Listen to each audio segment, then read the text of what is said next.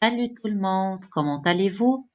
Aujourd'hui, on continue le chapitre 1 dans la partie 3. On commence avec le document 3.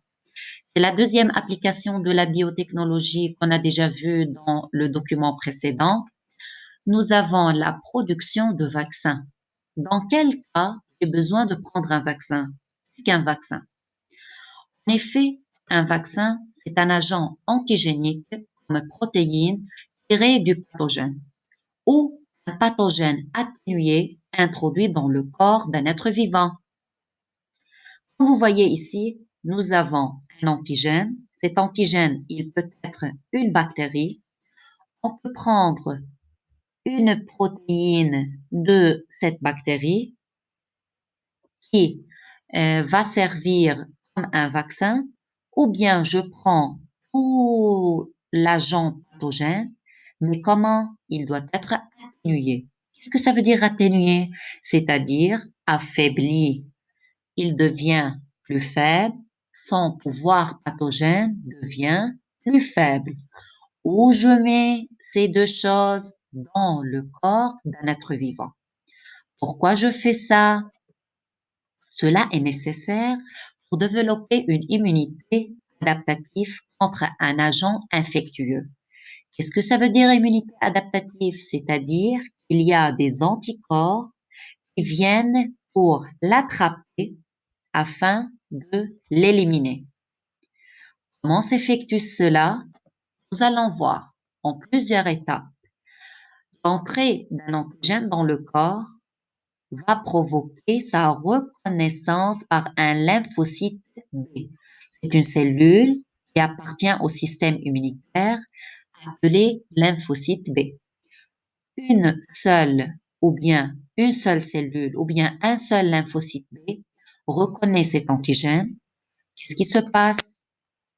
Ce lymphocyte B seul est sélectionné, on le choisit et il va faire effectuer une prolifération ou bien une multiplication. Qu'est-ce que ça veut dire? C'est-à-dire pour augmenter le nombre, on était avec un, on devient avec des centaines de milliards de lymphocytes B qui reconnaissent ce même antigène. Après, ces lymphocytes B obtenus se divisent en deux groupes. Un groupe pour former des lymphocytes mémoire, un autre groupe pour former des plasmocytes qui sont capables de produire les anticorps dans le sang.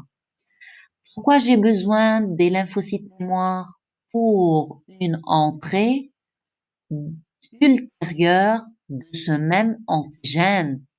Si un même antigène entre pour une deuxième fois, je ne veux pas répéter toutes ces étapes. Directement, les lymphocytes B mémoire effectuent la réponse pour gagner du temps. Combien y a-t-il de types de vaccins? Il existe deux, vaccins peptidiques ou protéines antigéniques. Nous avons deux méthodes pour les fabriquer, tirées directement de l'agent pathogène ou bien par la méthode de l'ADN recombinant comme la transgenèse. On passe au deuxième type, vaccin à virus vivant. Aussi, il existe deux méthodes, ou bien par atténuation du virus en éliminant les agents responsables de protéines nocives, ou bien par injection du virus inoffensif atténué qui a été génétiquement modifié pour avoir un virus virulent enveloppé.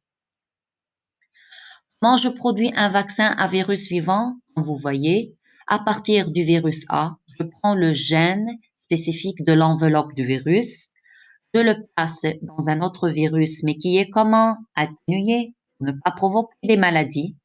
Et puis, ce virus, il est injecté dans le corps d'un homme. Cet homme-là, il est capable de produire des anticorps dirigés contre qui? L'enveloppe du virus A et non pas du virus B.